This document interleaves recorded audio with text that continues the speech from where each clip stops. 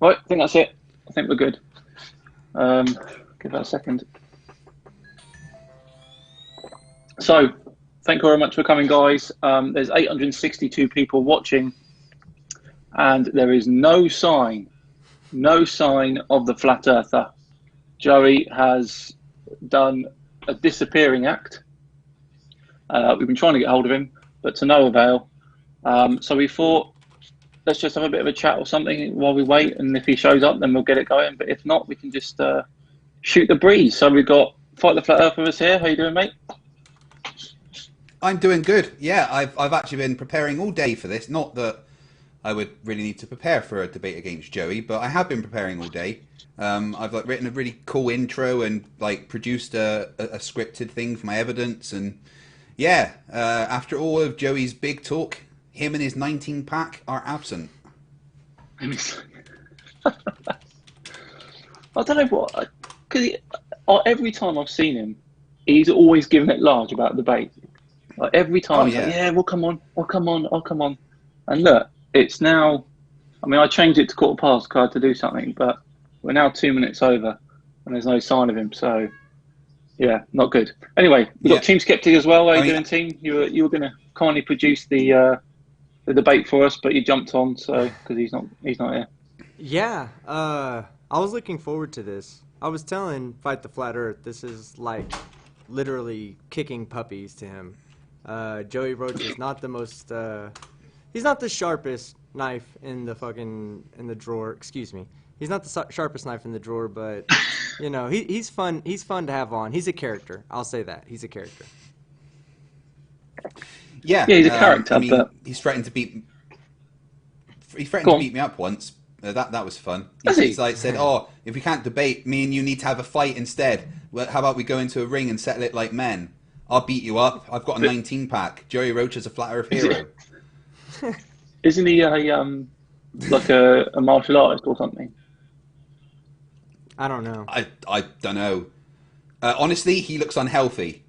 He doesn't look fit. He looks like he's malnourished and needs to eat some proper food. I mean, I want to point out one thing. How can you live on the island of Hawaii? How can you live on the island of Hawaii and think the Earth is flat? Like, seriously? No, he doesn't think volcanoes exist. How can you live on Hawaii and think volcanoes exist? Yeah, a literal volcanic island. He can't be serious, I don't think. Yeah, that takes a special kind of education to think that. So, like, you have to be seriously mal-educated to even believe that that volcanoes don't exist when you live on an island that's formed from volcanoes. There's an active volcano on it. Yeah, absolutely. And did you see his explanation? What his explanation is for volcanoes, or what they are? What he thinks they are? Did you see what his explanation was? No. What did he say?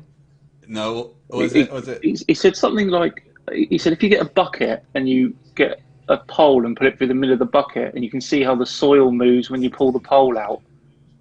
That there's like tubular holes or something under the earth, and it's them. It was so weird.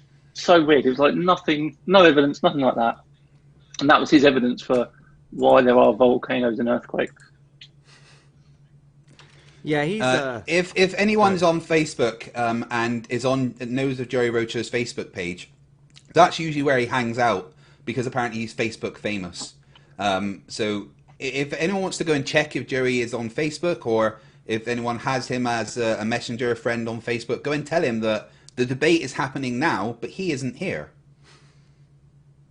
Be sure to wasted my entire day, man. Don't say you either. You have to refer to him by his name. Say Joey Rocha. Yeah. What is Joey Rocha doing? The debate has started and Joey Rocha has not yet arrived, because he refers to himself as Joey Rocha. Probably when looking in the mirror. Yeah, he might say, Joey Rocha forgot about the flat Earth debate. Joey Rocha doesn't know how to use a computer. Joey Rocha has a 19 pack.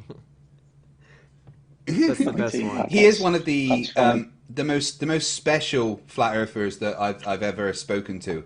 I brought him onto my channel maybe a month ago, and I brought him on and said, "Right, Joey, tell me what your strongest evidence for the Earth being flat is. And he started going on about the study that said that Kansas was flatter than a pancake, and that's impossible on a ball with a circumference of 25,000 miles, without understanding what flat actually means. Because if you looked at the topographical map of a pool ball, a snooker ball, that would also be really, really flat. But that doesn't mean that snooker ball is flat. Topographical maps literally just show you the profile in reference to elevation above sea level. So it doesn't take into account the curve of the Earth, because that is its datum. That is its base point. And and then the actual guy who wrote that article about Kansas being flatter than a pancake, he emailed me and was like, "Yeah, don't let him use my article like that. It certainly does not say that the Earth is flat, and also it was a parody article that I wrote." Yeah, I think in Joey one of my Rocha's videos, strongest evidence. Yeah. In one of my videos, I actually did the calculations for. I looked up what like the average pancake size was, from like the middle of the pancake to the top, and then from edge to edge, and I drew I calculated what the circle would be, and that's not a very big circle. Like pancakes aren't, they're more curved than you would actually think, and yes, I'm pretty sure every place on Earth is flatter than a pancake. Because the pancake, I couldn't remember what the actual results were, but it was only like a couple of thousand miles wide would be the Earth. Yeah, pancakes aren't even that flat. I mean, if you went down to the level, if you were saying that a pancake is representing the size of Kansas, and then you went down at the microscopic level to look at the pancake, it would be more hilly and stuff than Kansas actually is. Because pancakes aren't flat. They're bread that's cooked in a pan. It's going to have, like, dips and valleys in it. And this is his strongest evidence. And he's been going on a rant lately. His other thing is that there is evidence that the dome is made of solid oxygen that's blue. Yeah, that Phuket Word came out with that one as well, didn't he? I mean, it makes absolute sense. With the solid blocks of oxygen just staying there for no reason. Maybe this is what he wants. Maybe he's like, right, I'm not going to show, and then they talk about me for 20 minutes, half hour. So let's not give him the pleasure. Let's. No. Well, I'd like to point out. I'd like to point out that if you take the highest point on Earth, which I believe is Mount Everest, and you set it right next to the lowest point on Earth, which is the Mariana Trench, at least as far as we know. You take those 2 points and you set them side by side. That, from the top to the bottom, if you were to shrink the entire Earth down to the size of a cue ball, there would be less deviation in the Earth than there is for the acceptable amount for a professional cue ball to be perfectly circular. So the Earth is pretty much damn circular. It's pretty damn circular. It's more circular than a cue ball is. Yeah. So you know quite a bit about cue balls? I know a little bit. I can play some billiards a little bit. Hey, I'm about to beat you. Well, I'm not about to challenge you to anything. Just like you beat him. I learned my lesson. In case anyone doesn't know, these two guys played FIFA together, and Dan beat Team so bad that Dan now refers to Team as my FIFA bitch. Oh gosh. That's He does, right. guys. It's Behind true. closed doors, True. this nice guy is not as nice as he appears online. Well, come on, you were giving 2,000 you were people giving it pretty big watching. ones. 2,000 people. You were giving it pretty big ones about FIFA, and you got a bit of a lesson, and then you went off for a week or two, and you were hurt for a bit. I was hurt for a bit, Dan. If you go back and look at my video history, by the way, if you correlate that to our FIFA games, I stopped putting out videos after that day for at least 2 months.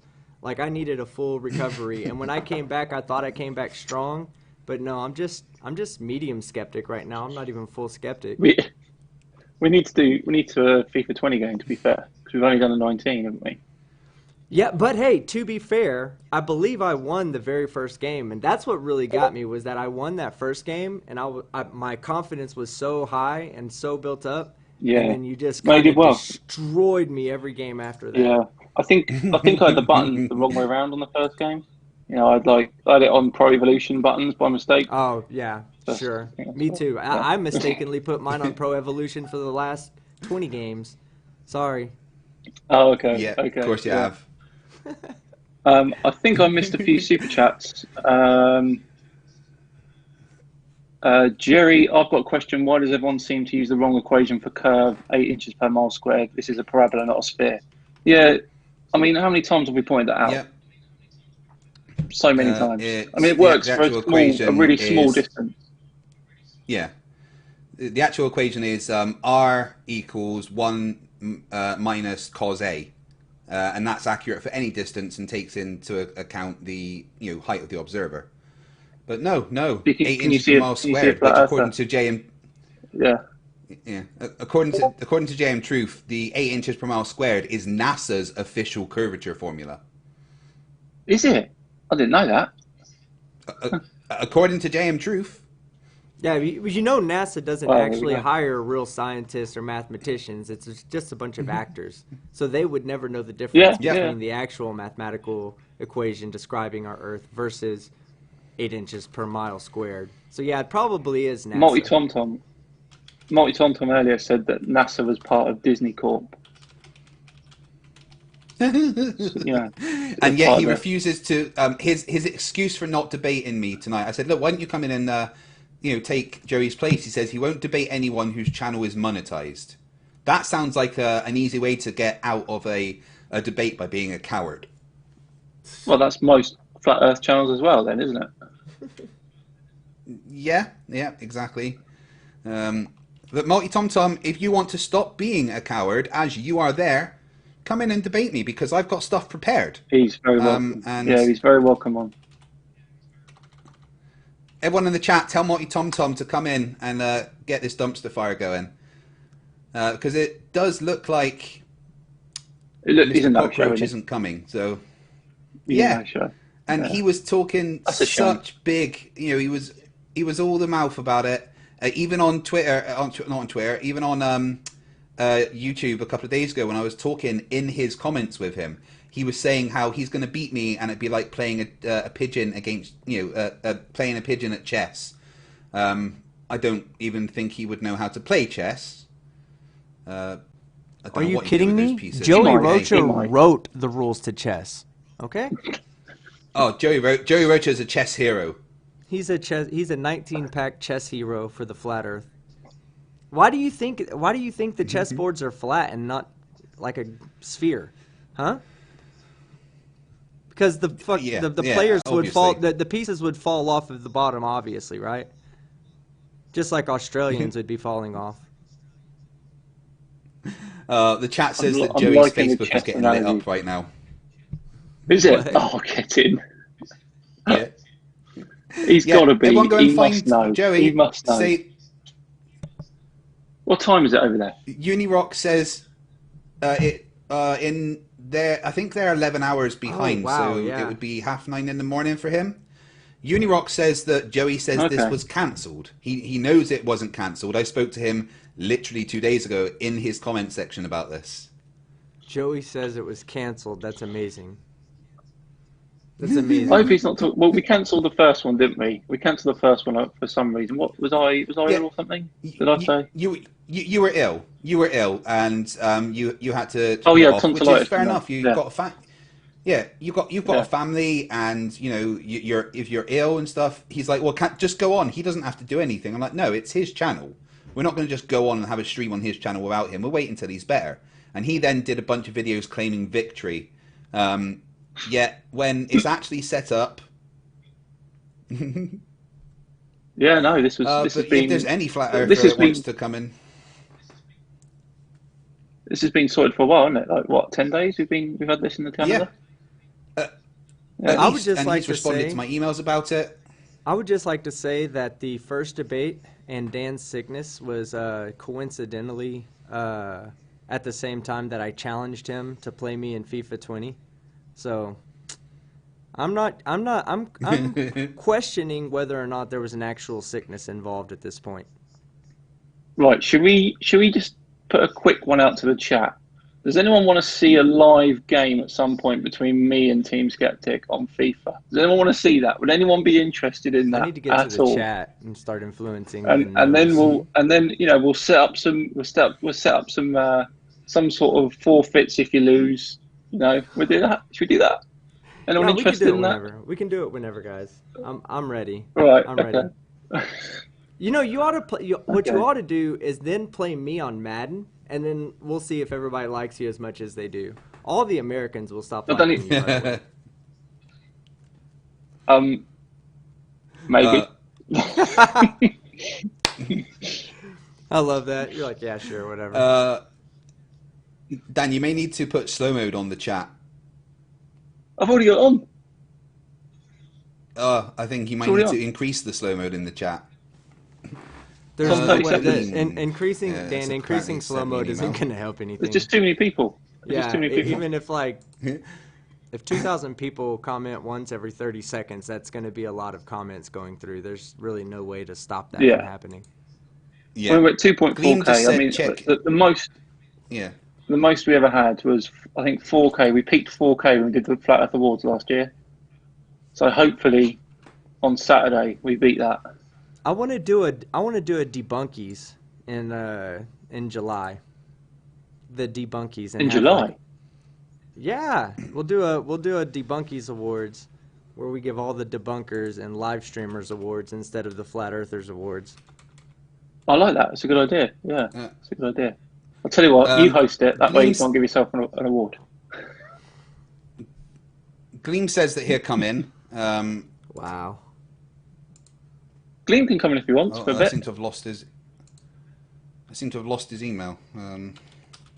So you're implying that I couldn't win an award on my own, right? Unless it's a loser award. I mean, I guess I could probably win the FIFA bitch award, but No, I'm just saying if you're hosting the awards, you can't really award yourself, can you? oh, I can't. I thought you meant Gleam, I'm gonna host the award so I can give myself an award. Oh no. I'm saying if you host it, then you can't give yourself an award. Gleam, send another email because I think I may have just accidentally deleted that one and I can't see it anymore. Send another email to me. And hang on. He said, hang on. "How about an Dell's Aether in talk?" the chat. Dell's in the chat. He said glove Dell's in the zealots chat. with inferior. He's got a problem with gloves. Dell's got a Glob problem with zealots. gloves, guys. Globs. What's your Gloves. problem with Globs, Dell? Gloves. Hey, Dell, you could come in. That would be fun. But Gleam, come in, and it won't just be about Aether. You can bring that up in the open discussion. But I've got specific things that I've prepared, which you can try and debunk. So there is that. Yeah, Gleam is welcome. yeah, Gleam's all right. I'm not sure VMix can handle Dell's stupidity, by the way. I mean, there's only so much we can do. Yeah, Dell's not coming in. He'll He's scared. turn He's it like, into. I heard he was like Yeah. 4'7". Like he's not that big. He's like 4'7", there we go. 124 pounds. No. Oh, don't know about Dell that. is actually about 6'5". Dell's actually humongous. I know, I'm just messing with him. Only because I'm in America and he can't snap me in half. You three guys, you cats and Fight the Flat Earth. Good luck, Right. guys. Good luck. Craig's the closest. Right, on the first away. I found Gleam's email. Team, do you want to send me a VMix link, and I will send it to Gleam. Yeah, just send him the same one that I sent you for Joey Rocha. Oh, right, okay. Well, that's it, guys. Officially, Joey Rocha is bitch me. Joey's gone. Hashtag Joey. Yeah. So, Gleam, I'm about to send you the link, and we can talk about the Aether in the open discussion, but I would like you to talk about the points that I raise. He wants to talk about the Ether. Oh, no, that's... I know. I think the Reality Stone is quite powerful, but, Right, there you go, Gleam. You've got your email. Come in and talk to me, and I will play the stuff that I had prepared.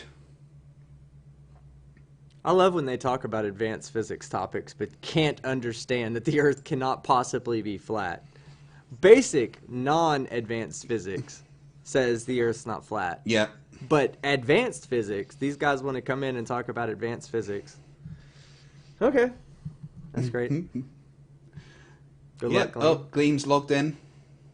Let me make sure that he is sounding proper. Yeah, I see him in.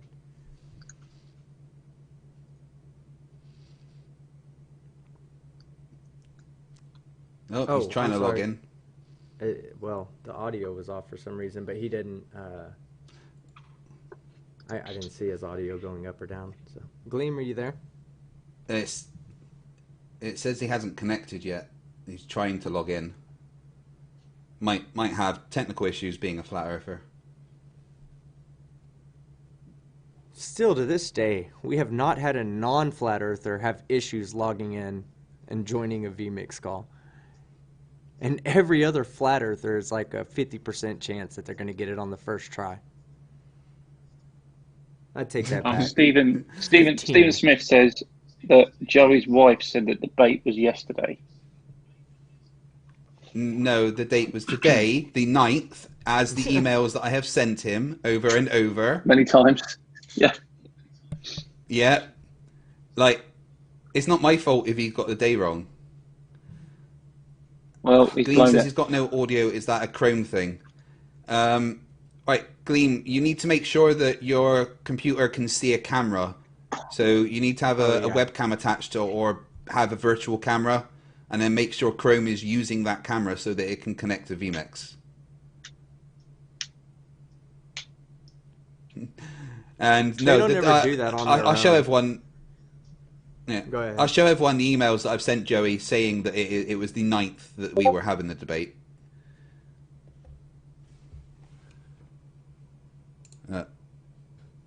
Just waiting for Gleam to come in. Because like I said, I prepared stuff, man. I prepared an intro. Prepared my evidence. I spent prepared a roast. hours editing it and everything. I'm sorry. I think we have. I honestly vegans. don't know how it would have gone with Joey.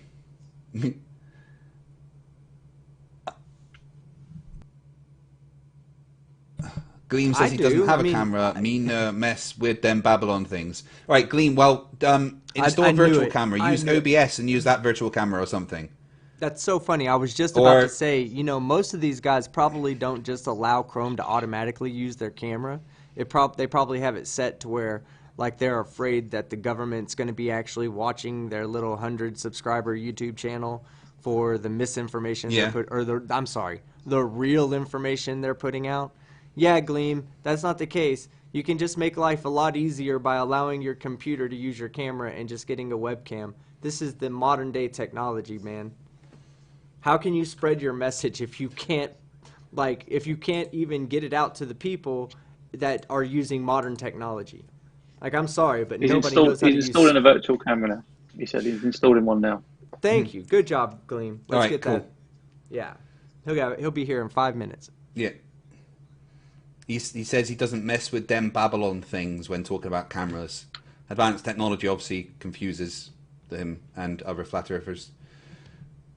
I saw him on Nathan Oakley and Ranty's channel one. Nathan Oakley and Quantum Eraser say that no science is even possible without the scientific method, not realizing that everything they're using as science was pre-scientific method. Everything that they do, they talk about with, like, the ancient technologies and stuff like that, all pre-scientific scientific method. But they don't even know what scientific method is. Yeah, and those two aren't. And here's one, right? Sleeping Warrior, right? He winds me up because he constantly says scientific method. Oh, well, to do this, we need to follow scientific method. He never says the scientific method. Just scientific method. He's latched onto that too much. He just can't come back out of it. Yes, Gleam, OBS is fine to use the same link that I've given you. Make sure that OBS is putting out as a virtual camera, and you told Chrome to use the OBS virtual camera, and then you'll be able to join. My goodness, why can't you just have a camera like a normal person? Telling you, their message is so important that they don't have the means to spread it. Nathan Thompson still begs for money to get flat earth flyers. You know how many times I've looked at it? Somebody's handed me a flyer. I've just taken it, crumpled it up, and threw it in the trash. Yeah. I emailed him once I'm from just checking. from Simon Dan email saying, "Have you got any flyers?" And he said, "Yeah," and he was like listing off all the prices of them, everything. God, I would love to know what those prices are. I bet they're like upcharged I think like it was like 12 times. It was like $50 for 100 or something like that. Yep. Yeah, he probably got them for $5. They're probably printed on paper at Office Depot, and he just used he got JM Truth to use his professional paper cutting degree to cut the flyers to the right size. Hey guys, head over. Cutting degree. Yeah, head over and vote for JM Truth for Reds Rhetoric's competition this year. Good Lord, no. Let's ask Simon Dan. Simon Dan, who is your nomination for Dumb Bleep of the Year? My nomination is for. I can't go with anyone other than Sleeping Warrior. I can't. I'm so disappointed. Oh in you, yeah, Dan. that's this right. This is racial discrimination against Americans here. Okay, I can't get No. any one of you guys to actually support my candidate. Why? Because I'm American? Because I'm better than you No. at FIFA? No. Okay. Because our candidate, who is British, is slightly more dumber than your candidate. Slightly more dumb. Come on, JM Truth isn't on the same level as dumb. Of dumb Anthony as Riley. Anthony Riley's pretty dumb. He said some pretty amazingly stupid things.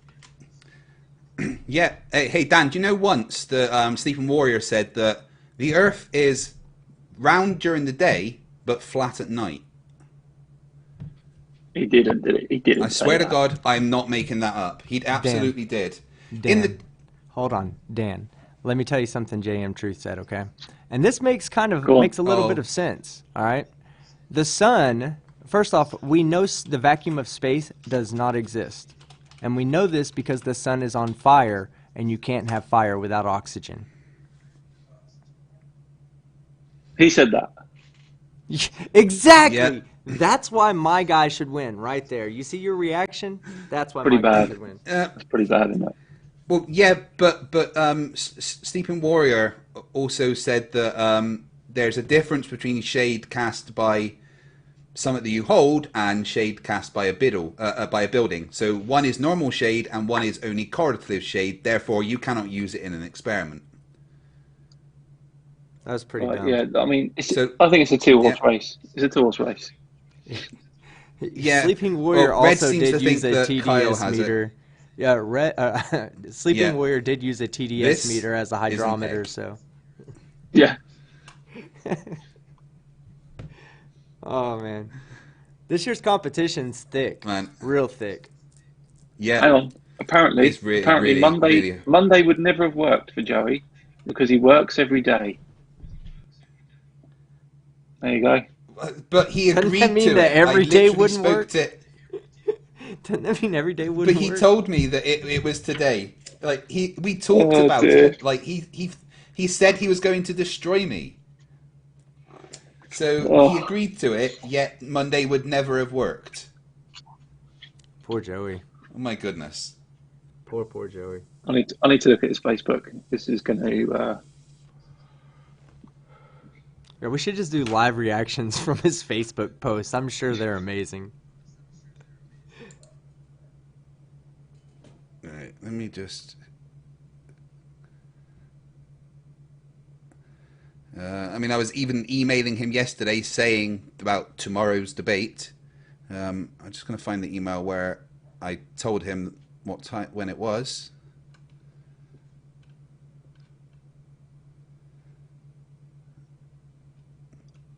I've got too many emails in here. Anyone who's just joined the stream, Joey has not showed up, so we are trying to get a substitute flat earther in to a little debate with Craig. Right now, Gleam is still trying to log in, I believe. Let me see. Yeah. Right, yeah. So on the 22nd of November, I sent a message saying that the debate is on the 9th of December, that he needs to bring a 10-minute presentation of evidence for the Earth being flat. And he actually responded in a YouTube comment on his channel. So he knew that it was he said today. That's all good. Like I said, he was saying about how he's going to beat me because it's like playing chess against a pigeon. Dear, oh dear, Joey. Dear, We oh. got the pigeon part right.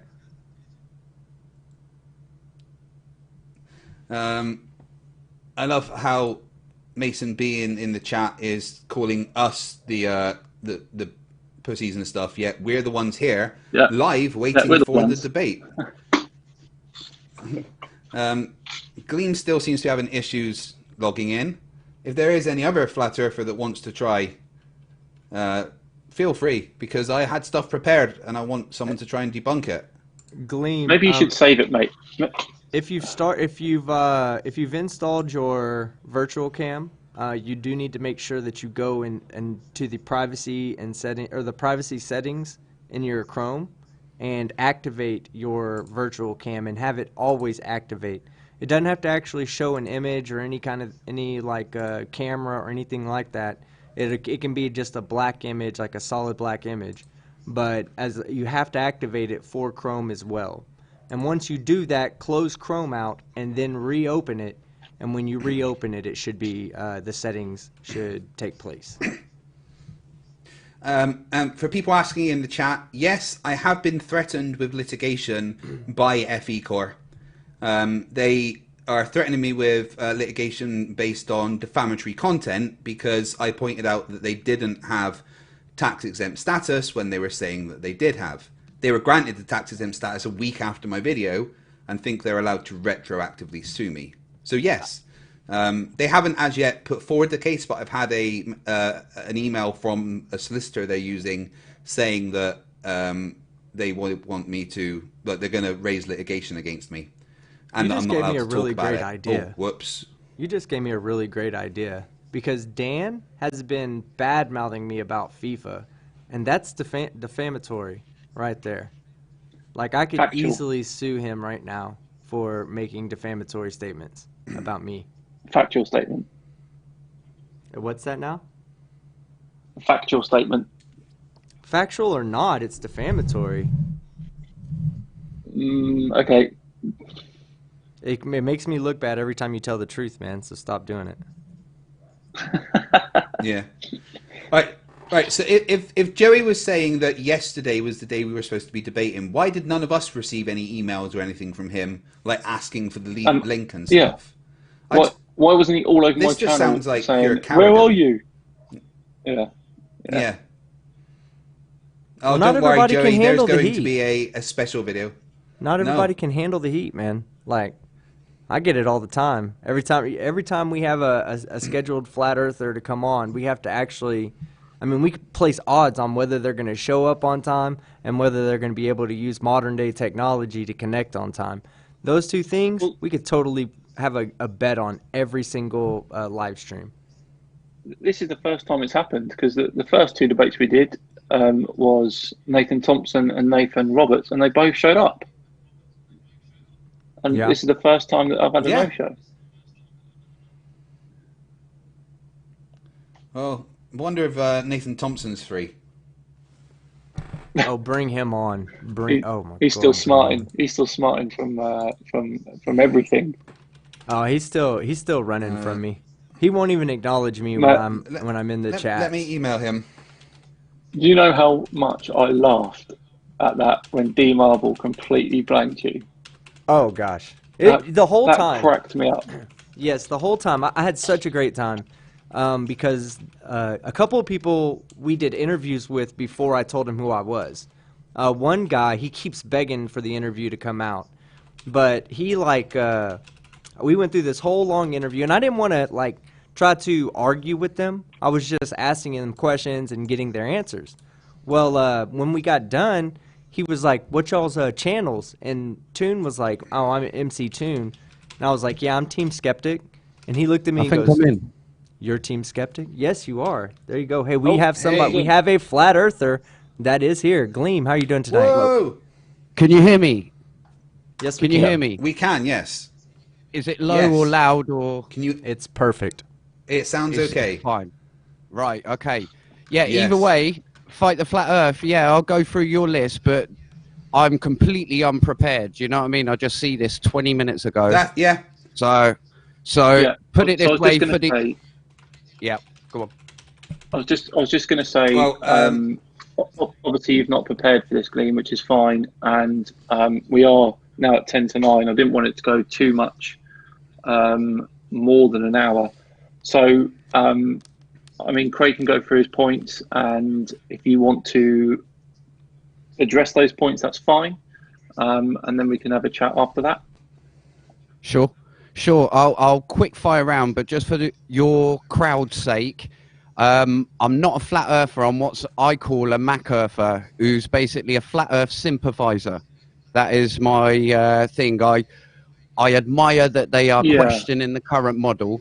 However, I am not definitely a flat earther, and I'm not definitely a globe earther either way, because I can't prove anything. I remember seeing you on Ranty's channel, and that's the first time that I heard you say that you were kind of not 100% on either side, but you were kind of happy the fact that they're questioning things and all of that, and you almost said that you defended them because of the fact that they're attacked so much. Is that right? Well, yeah, I did say that in that thing, and it is exactly that. The thing that gets my back up, and the only time I get involved really, is when I see globe earthers attacking flat earthers, getting stuff wrong themselves. And I jump in just to correct that mistake. And at the end of the day, I think I'm right to, but then I'm shoved in the flat Earth box and kicked to death for it. I mean, we all make mistakes. I've made a fair few. Go on, Craig. Hell, Bob. But to be fair, Gleam, I would still count you as a flat earther because you deny so many facts about the globe. When you try to correct people, the majority of the time you've been incorrect whilst trying to correct them, is what I'd say. But let's have a conversation. I prepared something, so if you guys are happy, I'll just play what I prepared, and you can see what Liam says about that. Take it away, I'll try not get long and boring in the answers, so cut me short if I babble. I will, don't worry. Do you want to put me on full screen, team? As soon as you start, I'm ready for you. All right, here we go. Okay, for my... And it stopped playing. But I'm going to show 3 things. That the Earth has a detectable and measurable curve, that the Earth rotates on 3 axes, and that gravity is real. Because if gravity is real, then the Earth can only be a globe. Let's start with curvature. I mean, I could mention the countless images and videos of Earth from space.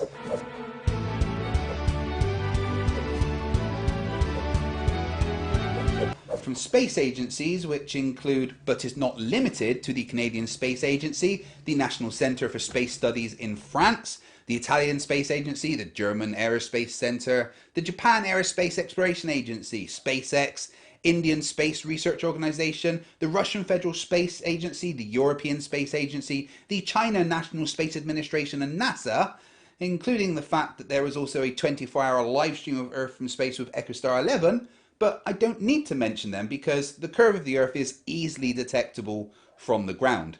I mean, just ask famous flat earther Jaronism. If you're seeing through this hole, through the next hole, and seeing the light at the backboard or at 17 feet off the water, the Earth is flat. If he's holding it up at 23 feet high and we're seeing the light, well, that's because the Earth's curved. So I should only be able to see it when it's at 17 feet. Okay, go ahead and drive down there, Enrique. You're going to hold the light there. Enrique, how high is your light? 17 feet. I mean, it's as... we don't see you, Enrique. Lift up your light way above your head. Interesting. Interesting there. A subscriber of mine and a man owed €10,000 by fourth dimensional earther Howard George Stirrup made the following observations in response to a challenge by Howard for €10,000 if he could get repeatable evidence of Earth curve at sea level. On the 5th of June 2018, photos were taken from a point at the pier at Faro Grau Ganadia towards Denia, Two photos were taken about 40 metres apart laterally, one about a metre above sea level and the other about 8 metres above sea level. The air was not too humid and visibility was good. Yet the photos from these positions show a 33% difference in the amount of rock face that can be seen. This is repeatable by anyone, and there is no explanation for why over 40 metres of rock should be missing based on elevation of photo. Back in 2017, fellow YouTuber Slice Sparkane demonstrated experimentally the curve of the Earth and the distance to the Sun with the help of 9 people from across the world on the September equinox. Using the latitude of each participant, the elevation angle of the Sun at solar noon was measured, and these angles were placed on a flat model and a spherical model. The results were conclusive. A flat model of any kind would result in conflicting positions of the Sun, but when mapped onto a spherical model, it not only allows us to see the direction of the Sun, but also figure out its distance, which is 93 million miles, by the way. Next up, gravity, because if gravity is real, there is only one shape the Earth can be. Gravity is experienced as an attractive force between all masses. The bigger the mass, the bigger the attractive force. The attractive force is detectable and measurable. Lord Henry Cavendish performed an experiment to weigh the world based around this attractive force in 1797. Using a torsion bar, he hung from a wire and placed 2 masses on the torsion bar and then introduced 2 larger masses to measure the resulting shift in the torsion bar's masses. The results were able to give him the weight of the world that was pretty close to what we currently know, but more importantly, physically demonstrated the attractive force between masses. This experiment is repeatable and is done all the time, recently by fellow YouTuber BM Furball. His results fully back up Cavendish's. The link to BM Furball's experiment will be in the description of this debate. This attractive force is seen in the weight of objects on Earth, which can actually change based on the amount of mass underneath it. Watch this short video to understand. First, we weigh a small lead pyramid to measure the force of attraction between it and the Earth. Its weight is 152.166 grams.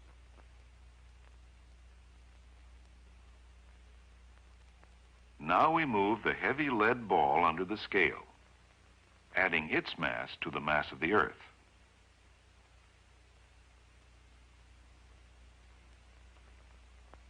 The weight has increased by 1/1000th of a gram, which represents the attraction between the pyramid and the ball. When the mass under the pyramid got bigger, the force of attraction did too. So gravity's real and the curve is there. Let's demonstrate rotation. Let's start with the fact that the rotation of Earth is easily measurable using the Sagnac effect of interferometric fiber optic gyroscopes. You know what? Let famous flat earther Bob Nadell explain. If the Earth is spinning at one rotation every 24 hours, that means that every hour it has to turn 15 degrees. And if the gyroscope is mounted anywhere on Earth, it's going to drift. In today's 21st century navigation systems, they're using what's called a ring laser gyroscope. It is extremely precise. If we could simply get one of these ring laser gyroscopes, we would be able to prove once and for all that there is no rotation to the Earth. One of the people in the community actually purchased one for $20,000. But what we found is when we turned on that gyroscope, we found that we were picking up a drift, a 15-degree-per-hour drift. And every ring laser gyro or fiber optic gyro on the planet measures the same 15-degree drift in 3 axes. And it can't be picking up heaven energies as light has no charge and won't be affected by electromagnetism. Pendulums also demonstrate the rotation of the Earth. If the Earth is rotating at 15 degrees per hour, then a pendulum swinging backward and forward would drift a different amount based on your position on the globe. At the poles, it would drift at 15 degrees per hour, and the further towards the equator you go, you would expect that drift to decrease until at the equator, the pendulum wouldn't drift at all. Again, this is repeatable and demonstratable, as demonstrated by the YouTuber The Gentleman Physicist, who made a homemade pendulum in a stairwell of a high-rise building. After letting it swing for about 45 minutes and measuring the drift, he was able to accurately calculate his latitude on the globe. And finally, if the Earth is the mass science says it is, and if the Earth is rotating at the rate that I've just said, then we should also experience some very specific things, like the Yotvos effect. The Ottfoss effect says that whilst travelling west to east with the rotation of the Earth, you would add to your centrifugal acceleration, which would have a decrease in the gravitational acceleration felt. In the early 1900s, a German team from the Institute of Geodesy in Potsdam carried out gravity measurements on moving ships in the Atlantic, Indian, and Pacific Oceans. While studying their results, the Hungarian nobleman and physicist Baron Ronald von Ottfoss noticed that the readings were lower when the boat moved eastwards and higher when it moved westwards. More recently, fellow YouTuber and actual pilot repeated the experiment whilst travelling in a plane travelling east to west and a plane travelling west to east. His results back up what science tells us to be true. So there we have it. Very strong evidence for the curve of the Earth, the rotation of the Earth, and gravity being a real thing. Don't forget to vote for Anthony Riley, Sleeping Warrior, for Dumb Fuck of the Year. Okay. There we go. Thanks for that, Craig. So, Gleam, which one of those do you want to tackle first out of those three? Can I just quick fire round, because that was a lot of Sure. information, wasn't it? Come on. No, sure, yeah. Okay, so curve of Earth. Let's start. Curve of Earth from satellites. If you look up the Himawari, it was always touted as a photograph. And I don't know whether anyone's looked into it, but satellites don't take photographs. They remote sense. And what they get back is points of data, let's say. And how they do it is they scan Earth. If you just type in Google Himawari 8 imager, you must put imager in. The very first link, you've got a video halfway down and it shows you how it scans in flat strips right across Earth. Now, there is obviously a disconnect there, and I understand why, because it's media, but media are saying it's a photograph. And when you look into it, it's a CGI globe with data points projected over it where you can actually remove the layers. They actually give you a design website that you can actually add layers, remove layers, obviously all the different frequency spectrums, etc. So it's a composite, regardless. Either way, I'm not going to fight that on the flat earthers behalf, but that is true. But to be fair, I did state quite clearly at the beginning that I could mention those, but I won't, because my observations were from sea level. Yeah, no, I was going to go into then the sea level one. Obviously, the Geronism thing, that's an embarrassment. If you've heard Geronism speak on his own channel about it, he said there was more footage that actually showed something different. And we all know, come on, light does travel in a straight line. Yes, they set up the actual two holes to eliminate refraction, but there could have been some bending going on. So the angle of light could still have been coming in the hole, but from an upwardly direction, if you get that. So directly in line with the hole, putting the light up, it may not have gone through or entered through the last hole, but when you give it more lift, it could have bent. Either way, to counter your observations where they've taken mathematical calculations and measurements and whatnot, there are multiple ranties, and you all obviously say, he proves the globe. No, he's actually seen further than what he actually should, and what plus refraction says that he should be seeing. And I'm sure you're all aware of Rumpus had to make a new science up called superlooming to account for what they saw at the Walney Lighthouse, I think it was. But the Monterey Bay one, the mirror one, is another one that Geronism promotes. And they saw, I actually done some calculations on that just in Google Earth, using basic Google Earth. But I managed to actually find out that Bob had done some, Bob the science guy, he had done some false analysis on there by using a random downloaded photograph from Google Images, basically, which was showing two houses. Now, when you calculate it all out, they weren't even in the line of sight of where the flat earthers were. And there's 66 to 86 foot's worth of missing curve. So either way, I'm going to counter that. I'm not going to say that one, but it's an even scale. There are multiple viewings perfectly fitting the globe. I don't deny that at all. But on the flat earthers' point of view, they say our perspective refraction is a reverse engineer of this globe. So there are certain cases that flat earthers can present that they see too far. than what the globe plus refraction can account for. The next bit leads into, well, can I just tackle, because you said, we'll talk about ether later. You actually mentioned something which directly relates to the ether, which is Bob Nodell's 15 degrees per hour. And I agree with that. I agree with that. But let me just say, on the pendulum side, the Eötvös effect, I will say I'm not too up on that. I wouldn't be able to answer that or give a good answer. I'd be winging it, put it that way. But as far as pendulums go, I don't know whether you've heard of YouTuber Ice to See. She's pretty new on the scene, but she's been monitoring multiple pendulums around the world, literally just putting them all on her screen in different windows. And you notice that some of them do actually move in different motions, obviously, but there was this particular one in Germany which did not move at all. So there was obviously a fault there. We can easily say, yep, there's a fault with that. It's not working. Or you can say that the Earth's not spinning. Either way, they're not 100%. So that's them two covered. The pendulum that I did cover, though, was a homemade pendulum containing minimal metal parts. And he managed to use just that pendulum's drift to calculate his latitude on the globe, and he got it right. Yeah.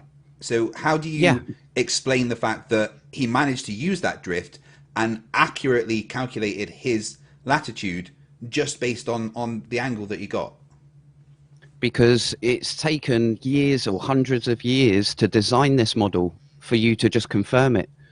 There are many scientists, great scientists before you, that have designed this model to perfection. It's not an overnight thing. It's not something that, it coincidentally it matches. No, they've designed it to match. And that's my whole stance, really, is that we could be shipwrecked. And I said this when we were in the debate on non-sec there. We could be shipwrecked, have no recollection of who we are, what we are. We're on a desert island. We say one night, what do you think we live on, a flat earth or a sphere? And we could go away for years. We could count the stars, mathematically work out our individual models, both arrive a year later and say, right, whose model works best? And I bet you both of them would describe observed reality to a T, because they're designed from that same reality. You understand? I would disagree. Okay. I would disagree because there's so many things that cannot be explained on a flat Earth. I mean, individually, you can explain a lot of observations on the flat Earth. But unlike the globe, which can explain everything at the same time, you can't explain these multiple different observations on the flat Earth at the same time. They just don't match up. That's very incorrect. Number one, you're a biased globe earther for a start. So you're going to make it not work anyway. So either way, you are. You've got to go out of your comfort zone. Put it this way: when was the last time you done a flat Earth model, including refraction and perspective? There isn't accounting a flat for both Earth of model. those. You say that. There isn't a flat Earth model because there is no way that you can use a flat Earth model to accurately reflect reality. And that's what a mathematical model is. A model in science is something that is developed through observation of the natural world. And it is literally just right. So this happens in the physical world. We put this on and it explain it in this way. And here's the maths behind how that happens. There isn't a unified flat Earth model that can explain all the things. I mean, if you just take the azimuthal equidistant projection map or the Gleason map, for instance, I mean, Australia, just Australia, it doesn't work on a flat model. And as the observations from Slice Barcane showed in my video, if you actually take observations from people all around the world from the sun at solar noon and map it onto a flat model, it gives conflicting positions for the sun. But if you map those same data points onto a sphere, it points us towards a sun that is 93 million miles away. Exactly. Yeah, I don't take that as a definite. Right, as with all due respect to everybody who's involved in this, no one knows everything. You don't. Put it this way: perhaps there is a flat Earth, and I'm going to drop some science flat Earth models on you in a second. But perhaps there is a flat Earth model that you just don't know how to calculate. You can't definitively say it definitely doesn't work on a. Right. Okay. Well, have you ever heard of Steve Torrance? Possibly. I'm not too sure. Okay. Well, if I mention the name Dr. Zach. Oh yes, I know Dr. Zach. He made the worst rap song in known history. Okay, cool. I made the best one, by the way. Have a look on my channel. It's got all of you in it, apart from Team I don't know. Skeptic. Sorry, I didn't put you in it. But anyway, I heard You you haven't went heard- to track have the you other heard day. mine That was yet? pretty good. Yeah, have you heard mine yeah. yet? Anyway, Goon? let's not get onto the battling just yet, there, brother. Anyway, so to go on to that, at the end of the day, put it this way: you said, and gravity. If gravity is real, there is no way that you could have a flat Earth model. Can Yeah, everybody load up a that's browser? very true. Yeah. Can everybody load up a browser and type in flat Earth Gauss law, as in GAUSS law, and you will come across a paper by a professor called A.C. Tort, who was just playing with the idea of a flat Earth. And what he's actually done is he said, look, I'm not a flat earther, I'm just doing this for fun. But what I want to do is I want to figure out how much mass the Earth would need to be and how deep it would need to be in more of a cylinder rather than a pancake or a pizza. Yeah, how deep would it need to be? And if we assume gravity is real. And he calculated it to be 4,341 kilometers that it would have to be before it could collapse into a ball. Now, with you definitively saying if gravity is real, then it cannot be anything other than a ball. No, there is that threshold where gravity collapses into a ball. And I don't know whether you're aware, but gravity makes everything flat, first off. Okay. So actually, my objections about gravity on a flat Earth model aren't necessarily to do with the fact that a certain mass would make it collapse. It's more to do with the way that gravity works, and that is to pull towards the center of mass. So, which means that if you were on a flat plane that had gravity that follows Newton's laws and Einstein's field equations that always pulls towards the center, as you got towards the outside of that disk, you would feel a stronger gravitational pull because there is now more mass behind you. And it would like be going uphill, and the further towards the rim that you got, the steeper it would make it because gravity would be pulling you towards the center of that disk. Yeah, I've seen the Vsauce. Yeah, I've seen the Vsauce video where it goes through it, and yeah, I understand that. But in order to allow you to get it, I'd need to take you on a little garden path just for 5 seconds, and it's literally just that. If I was to come to you as a let's put on the naive flat earther hat, if I was to come to you and say, look, I have gone round all of Earth, every square meter of Earth, and I have measured it with a 1 meter ruler, what would be the obvious stupid thing that you would say back to me? If I said I measured it every square meter, but just using a 1 meter rule. Yeah, and obviously I've measured all the mountains and whatnot, but I've measured it net flat. Everything is flat. Yeah, which I would in a globe, obviously. But what would you tell me that I would need to do in order to figure out that that is the wrong measuring stick? It's not so much that that's the wrong measuring stick, because you actually could use that to kind of get a topographical map. The problem is with the word flat and how you would perceive flat as in a topographical sense, because stop being polite. Stop being polite. You would say you stupid. Net flat. You're right. My point is that with that it would show net flat. You're right. And if you wanted to actually have something that could measure the curve of the Earth physically, then you would need something that was a lot larger. Exactly. That's what I wanted you to say. To do that. That's all I wanted you to say there. Yeah. So put it this way. Now, this is where the crux of it gets. So you've got gravity, and I agree it calculates. I'm not like Riley where I'll say this has superseded this. You can use Newton's gravity. You can use Einstein's field equations. Doesn't matter. or general relativity. Does not matter here. If I were to say to you that your measuring tool that works on Earth on a local scale does not work on large scales, which means that model that you built all around this gravity may be wrong. And I can, and this is where I could probably drag Simon Dan in on this as verification, because we've touched on it before in the past, where the galaxy rotation curve problem proves that what you're saying, we know that gravity pulls in this and gravity does this. We know all of this. That actually shows that a complete failure of that same theory when tested at long distances. And here's the thing, Newton and Einstein never designed or calculated their things on a scale that big. Newton was very, very local. Einstein, not quite as local, but still not showing the whole picture. Einstein was very aware that a lot of his equations break down on the universal scale and near extremely large masses, because he didn't have all the answers. But the thing is, at the local scale, i.e. our planet, using Newton's laws are perfectly acceptable. You want to go a bit bigger, use Einstein's field equations. But in the scales that we need to talk about, gravity works exactly as we describe it.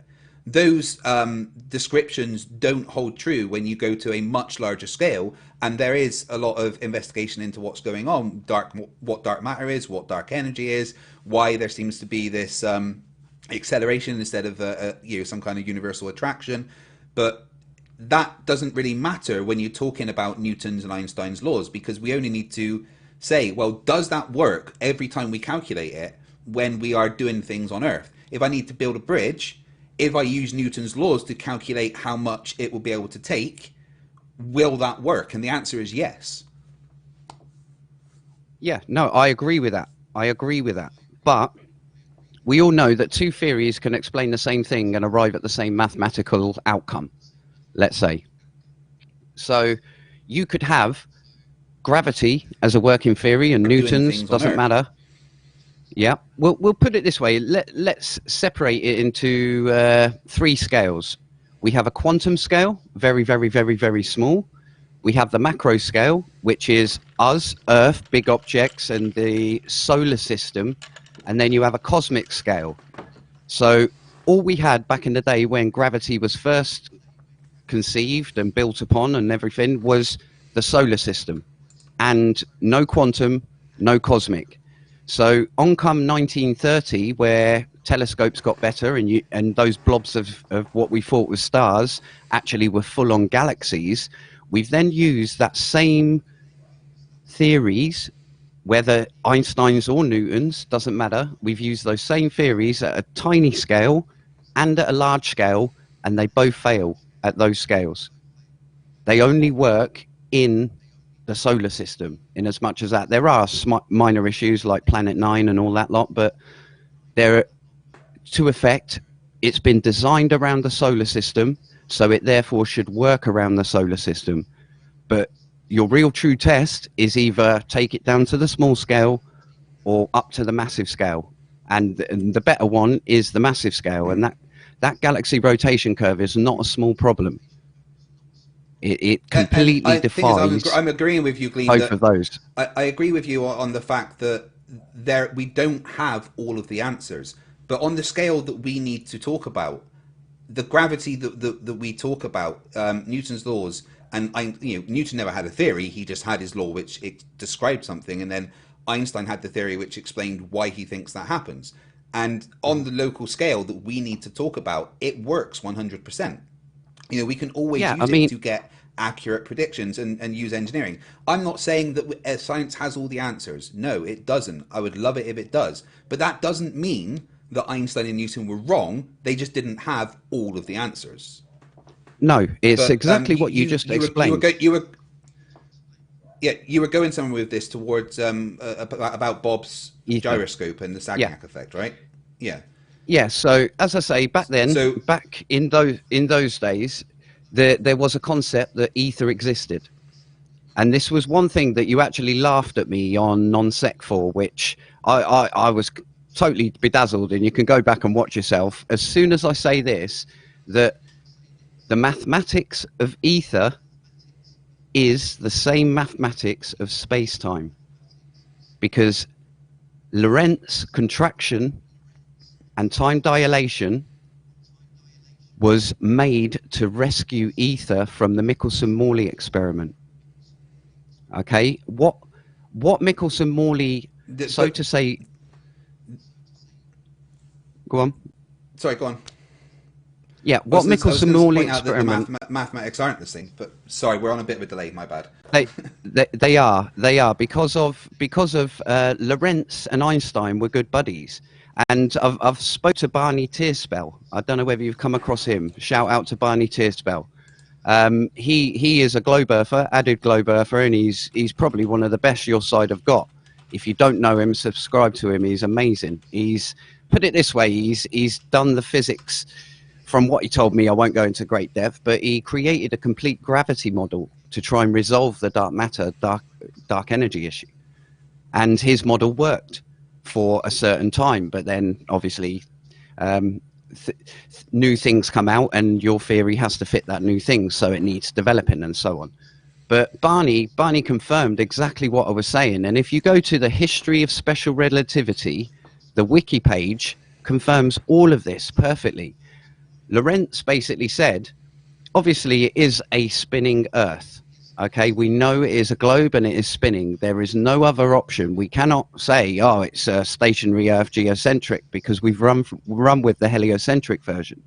Okay, so the only other alternative is, because Lorentz had his Lorentz ether theory, he wanted to keep the ether.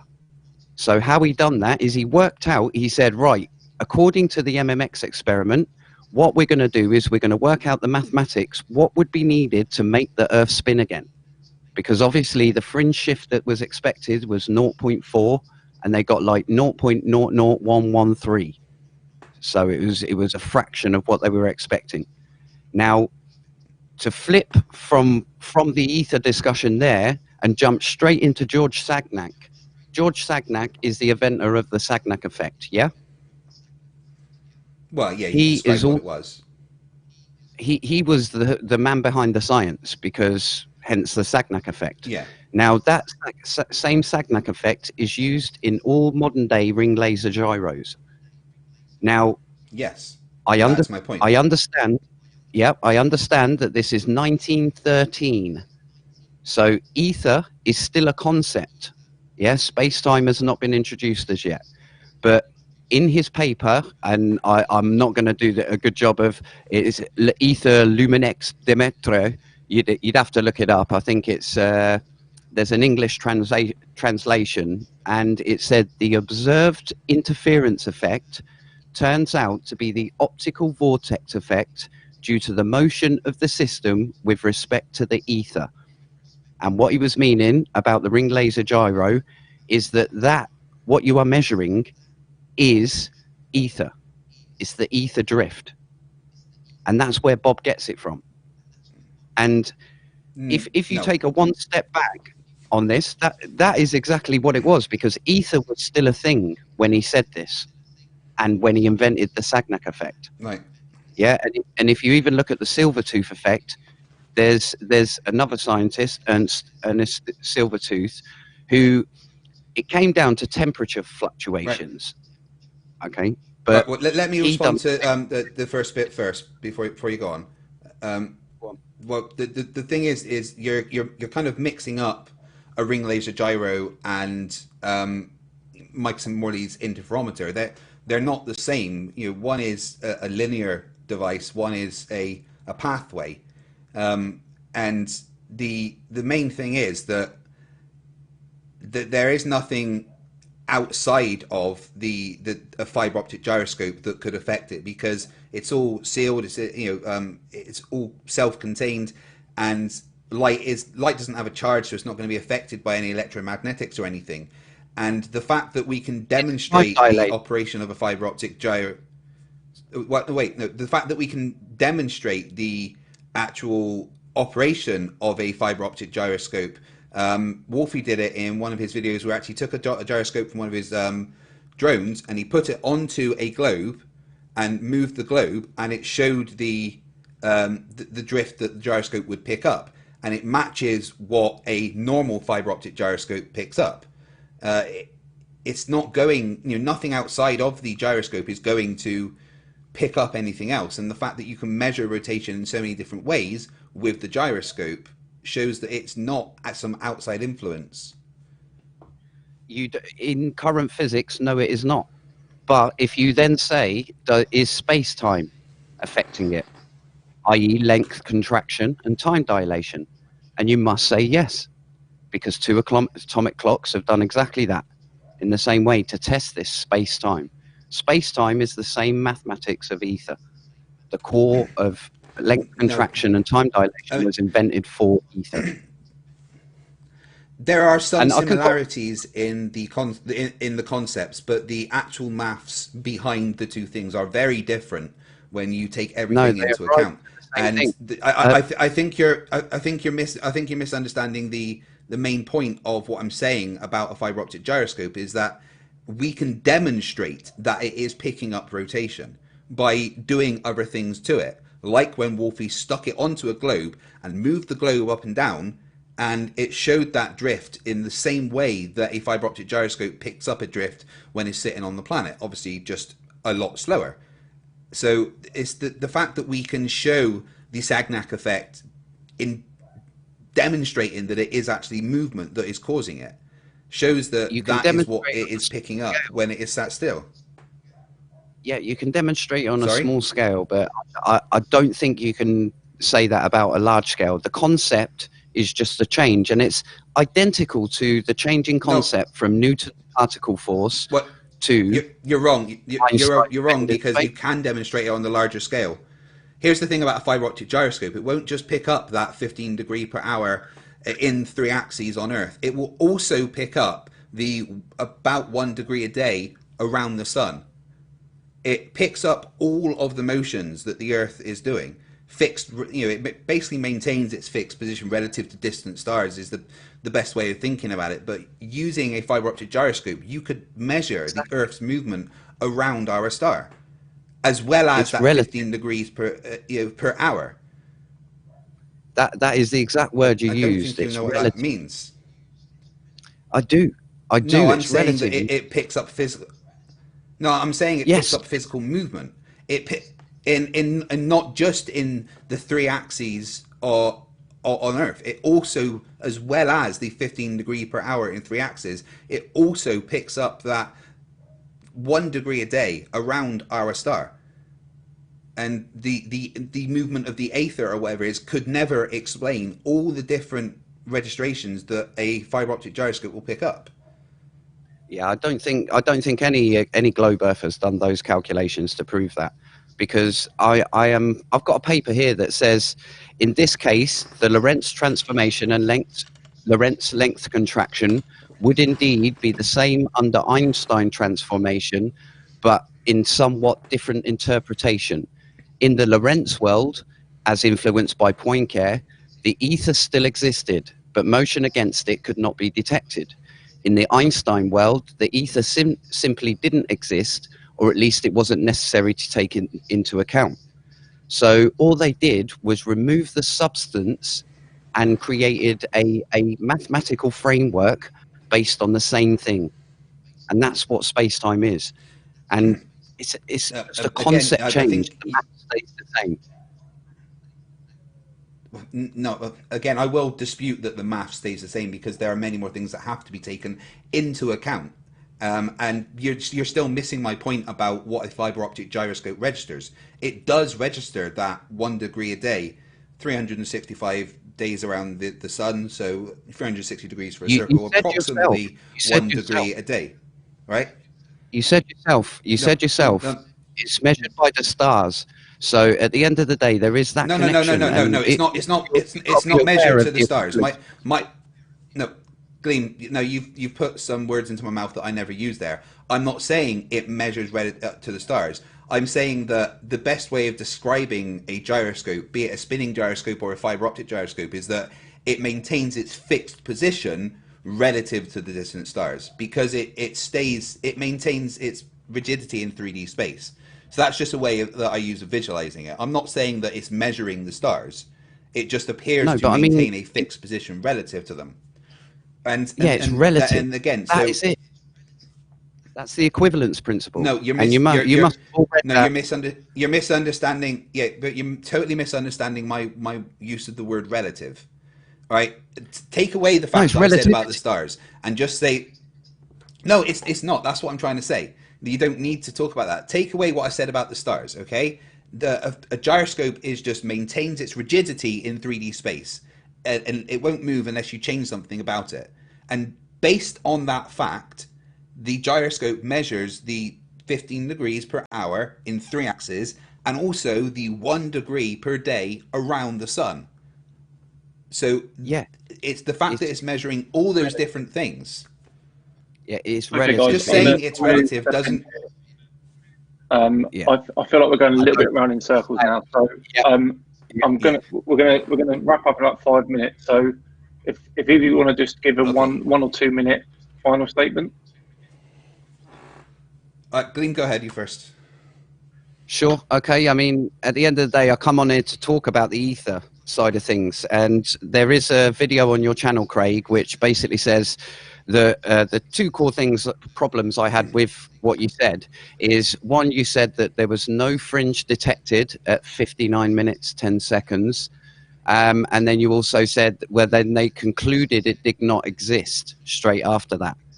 Now, on that, if you look at the original Michelson-Morley paper, I got it from the AIP, Institute of Physics, American Institute of Physics, and you can clearly read on the second page that they were expecting that fringe of 0.4, but they actually got 0. Or certainly a fourth or 1/16th, they were saying in there. So they didn't conclude that they didn't detect it. They detected something, but it was mighty less than what they was expecting. And the conclusion at the end it was not like how Lorentz had described it in his Lorentz ether theory.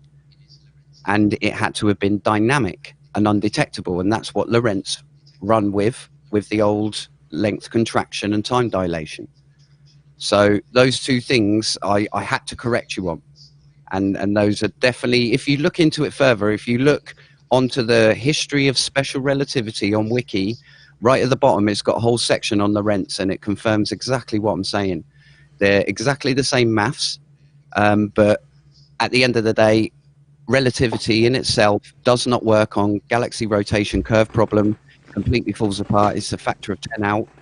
And down at the small scale, relativity has been kicked out the door for quantum field theory, and all particle physics now doesn't even include gravity. It's insignificant anyway. Thank you very much for having me on the channel at such last notice. I'm Thanks, glad that I sent that email to that other guy saying that it was all cancelled.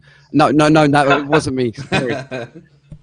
That's Gleam, I'd actually like to carry this conversation on my channel another time, Your channel. because there's a lot that I would like to get into. Yeah. Definitely. So just send me an email, I'm going to sort that out. I really do appreciate you coming on as Joey Rocha ran away. Yeah. Yes. Okay, so that I will admit there was some definite interesting bits and pieces there in all that. Thank you again, Gleam, for that. You didn't have to do that at such short notice. And it would have been a shame for Craig to waste the work he's done today. Right, so I just want to say thank you to everyone for watching. All of the super chats that came through, I saw that. Thank you very much for those. Craig, what have you got coming up? Anything interesting? I'm working on a collaboration with Professor Stick, which should be out in the next few days. We're going to release one on his channel and one on my channel on the same day. In fact, it might probably be Saturday that's out, I think he said. I'm also working on something with Conspiracy Cats regarding my nomination, Sleeping Warrior. That will be at... Guys, if you think you've seen Stupid, you do not know what's coming. Seriously, honestly. And also, I will be doing an after show, but probably in a few hours' time. So I'm going to go over to Reds for a bit and hang there first. But yeah, thank you very much for having me on, Dan. I really do appreciate it. And Joey Rocha, bitch made. Team, thank you very much for producing. Anything coming up for you at the moment?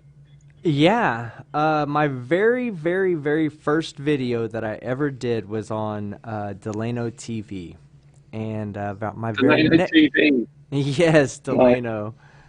One of my favorite people to do debunk videos on because he's so hilarious. The things he says is so outrageous Oh, that it's He's so fun guy. easy to play with and have a good time. So I have a video, excuse me, probably coming out tomorrow for that. And I think that you and I have a video we're gonna work on after the new year. I think, right? We've got something coming up, haven't we? Yeah. We've got Yeah, something. covering Quantum Eraser, I believe. So, and Yes. then I do want to point out that my name was on the screen the whole time, so a few people thought that I was Gleam. I'm not a flat earther. Team Skeptic, yes, I'm not a flat earther. I actually debunk flat Earth, so check me out if you don't know who I am. But that's all I have to say. Thank you very Liar. much, Dan. Brilliant. Thank you very much. Okay, guys. So I'll be back tomorrow with the usual Tuesday episode. There's a double episode on Friday to celebrate the 100th Flat Earth Friday. So it'll be the 99th episode will come out in the morning, and the 100th episode will come out in the late afternoon and evening. And then it is the 2019 Flat Earth Awards on Saturday night, 8 p.m. UK time. Do not miss it. But other than that, thank you very much for watching. Thank you, guys. Thank you, Glean, for joining in. And I'll see you all next time. Bye-bye. Salute.